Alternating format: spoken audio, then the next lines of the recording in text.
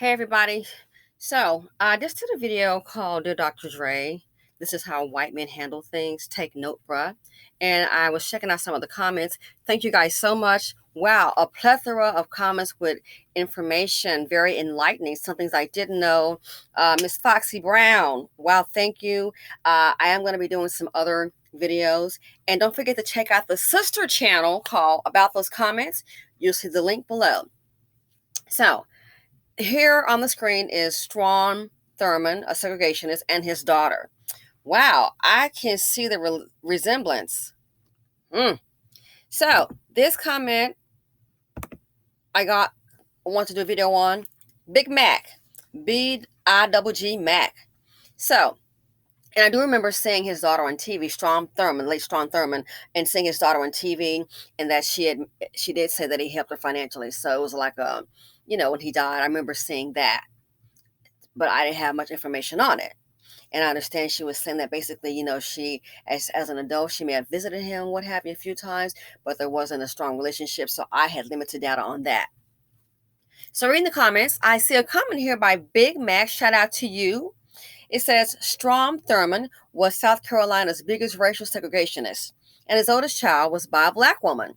She wrote a memoir telling how he financially supported her all his life, paid for her college, and help with his grandkids. Of course, they couldn't have an open traditional father-daughter relationship, but he provided for her and her family, gave her the tools she needed to succeed as a biracial woman in the South. She never told the public who her father was until after he died. A white Klans member was a better provider and father to his black daughter than Dr. Dre. Hello. The proof is in the pudding. And, like I said, I was talking to a baby mama, and I was telling her, I'm like, girl, this man doesn't say about his child. He doesn't care whether his child lives or dies, and you don't want to face it. And it's the reality. This woman is homeless. You don't think she contacted, he didn't know? He doesn't care. And you can still be delusional, baby mama. He love his kid. He just don't take care of him. You're delusional. I feel for you. I feel for the mammy supporting these men. I mean, I'm not trying to be disrespectful. I'm not. And a shout out to the black men in Twitter who pretty much countered the narrative saying, hey, I don't care what, I would have my child homeless. I saw some black men tweeting on that. Shout out to you guys. Thank goodness. Because these dusties, they're dusty whether they have money or not. Ignorant, self-hating, capital COON. So check out this fair use article by the History Net. Let's check this out. Don't forget, I did the story also on how the white guy got the black girl pregnant, brought her home to his parents. What did they do? Sent her to college, let him stay with them for free, watched her full black child and the biracial child when she had it, bought her a used car. That's what the white men did. Yeah. They didn't say, well, you're going to have to just get a job. You ain't staying here for it. Oh, my God. With this group and the dustiness, I just cannot. So, he was Strom Thurmond. He was 23. She was 15. I'm not going to go into read the entire article. I just want to kind of skip down. So, basically, they did met, and they never had a relationship where they were like, oh, this is my daughter, things like that. He pretty much referred to her, with her mom as you have a, a beautiful daughter or what have you. It is what it is. So, let's go ahead. And let's see here. So I want to look at this right here. So she meets him for the first time. And he did get married, of course, to a white beauty queen. Again, the man was a segregationist. That's who he was.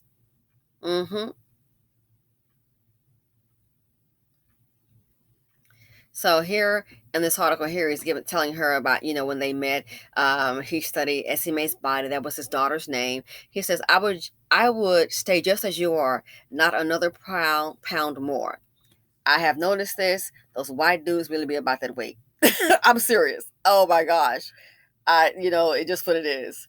He said, be careful of that fried food. No matter how good it tastes, it can kill you. And drink plenty of water, at least 3 big glasses a day, and walk everywhere you can. Wow, that sounds like these white dudes today. It really does. So let's get down to the interesting part again. You can check it out on HistoryNet.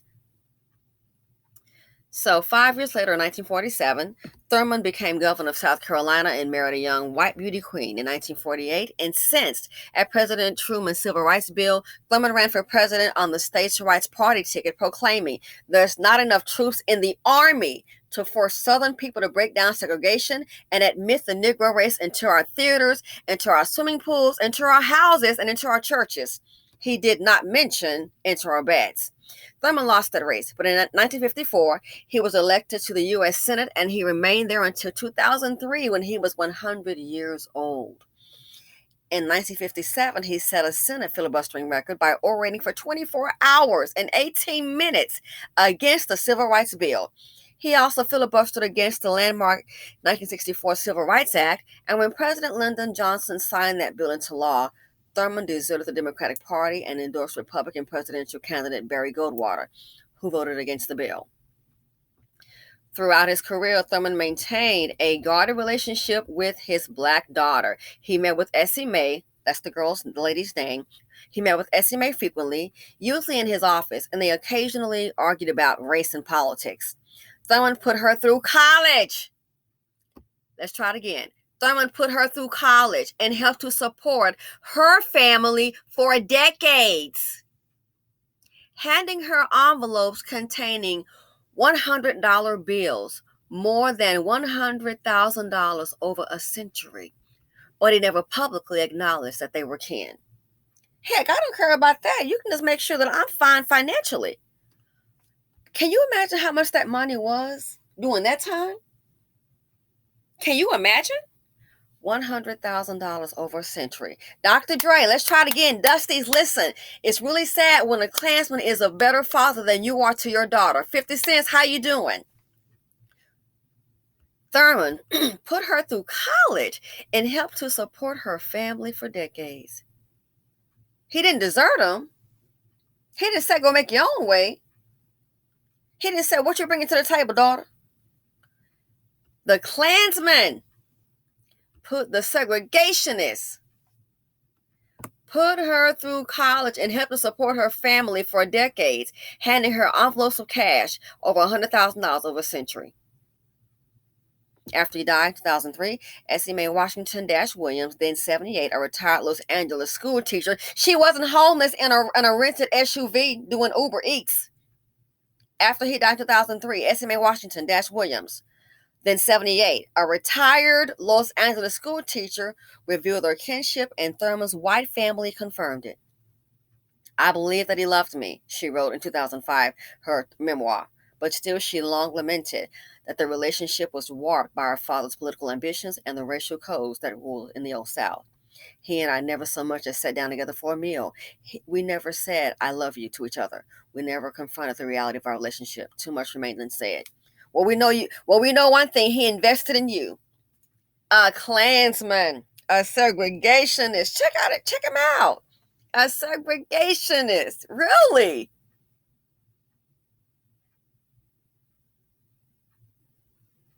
But she wasn't homeless. She wasn't living in a SUV. He put her through college. Dre, you can't put your daughter through college? You obviously didn't, because in college you can learn how to operate a business. You can learn a heck of a lot. What did you do for your son? I mean, the black kids, when you were in Compton, when you were in the hood.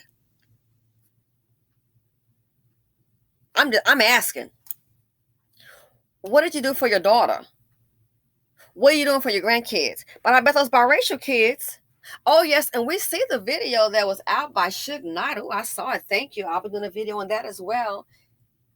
You told him you want to be white. He Suge let you know, I'm not God. You can live white.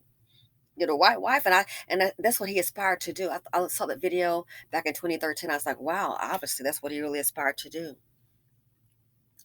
So black women, you really want to say, oh, his mind is messed up. You really think these men give a darn about you and your kid? Girls, y'all better wake the hell up. You got a dusty baby daddy. It's a sad day when a Klansman can do better than a black man toward his own children. If that's not self-hate, I don't know what to tell you. Again, I'm starting to wonder, these Dusties, is the dusty black man, is he the new Klansman? Seriously. Is he the new Klansman? Is the black men that are Dusties, is that kind of black man the new Klansman? This, it speaks volumes. Again, shout out. Thank you so much, Big Mac, for sharing. Like I said, I had limited information on that. Thank you so very much. And to everyone else, I'll get to those later. Hope that's the plan, the idea. But a Klansman is better than a dusty black man when it comes to his children, come to his offspring. I keep trying to tell you, like in the video, that movie, I keep telling you how they operate. And Negroes think, I don't know. No, baby, you don't know. You think I don't know. You don't know. I learn. I observe. Return to Blackistan. Oh, honey, not ever, not never. I can't. It's too toxic. So poverty D and poverty C, poverty P. Ladies, don't be poverty P. Don't even deal with poverty D. You know what it is. Look at the old videos. You know what it is. You know what it means. 50 cents. Are you? What do you have for your son? Teddy Pendergrass. When he died, I saw a documentary on him. He didn't leave his kids any money. He left it all to the wife. All of it? Nothing to your kids? I think the son tried to pull a little fast move. Let's try it again. You, first of all, you do owe something. Nobody asked to be here. Nobody asked to be born. If you don't want to be responsible, do us all a favor and stop having kids. Both of it, poverty P and poverty D. Especially black men. You're supposed to be a leader, which we know you're not collectively. Just do us a favor. Black women, y'all better wake up. You better leave Blackistan. You might be better off with the Klan, and that's sad. I'm wondering if these dusty men in Blackistan, I wonder if they really work for the Klan. They just dipped in brown. You see how it's going down. Anyway, again, shout out to Big Mac. Thanks for watching. I look forward to your comments. Please feel to like, subscribe, share them out. And don't forget to check out the sister station, which is About Those Comments. I'm out.